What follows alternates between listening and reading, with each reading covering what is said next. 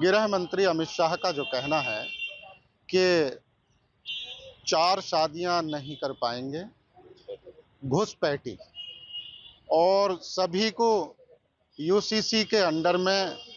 और बराबरी के साथ न्याय मिलेगा। ये फैसला जो गृह मंत्री जी का है, ये भारत की जनता को देखते हुए उसके हित में और बराबरी के लिए है, क्योंकि भारत में जिस तरह से यहाँ फ्रॉड चल रहा है एक धर्म के नाम पर, और फिर धोखाधड़ी और फिर नुकसान पहुंचाने की जो एक प्रक्रिया चल रही है कि कई कई शादियां कर लेना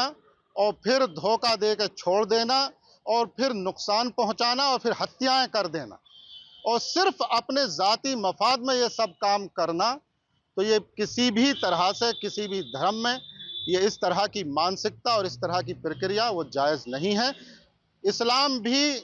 समानता और बराबरी का हुक्म देता है। तो अमित शाह गृह मंत्री का बयान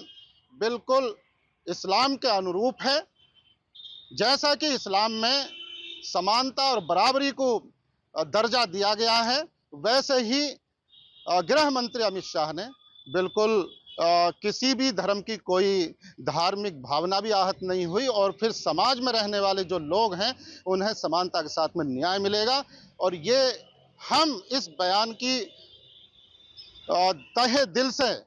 समर्थन करते हैं और शुक्रिया अदा करते हैं। All India Muslim personal law board ने यूसीसी बिल का जो विरोध किया है, मेरा मानना है कि यूसीसी बिल भारत में प्रत्येक नागरिक के लिए समानता और न्याय दिलाएगा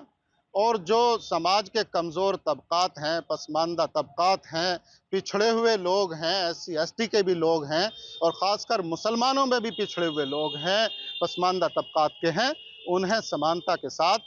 जीने का और विकास करने का अवसर मिलेगा। जहाँ तक सवाल मुस्लिम पर्सनल लॉ बोर्ड के अपोज करने का है गुजरात में, तो मैं ये बता दूं कि मुस्लिम पर्सनल लॉ बोर्ड ये इस्लाम के खिलाफ जाकर सिर्फ अपनी ज़ाती मफाद में वो इस तरह का अपोज कर रहे हैं कि समाज में एक बंटवारा हो और समाज को गुमराह किया जाए। हम देखते हैं कि मुस्लिम पर्सनल लॉ बोर्ड ने कोई भी काम इस्लाम के अनुसार नहीं किया है। जो समाज में पसमानदा तबका है या मजलूम है उसके फेवर में कोई भी काम आज तक किया ही नहीं है और ना ही अमल से उनके दिखाई देता है। तो ये बात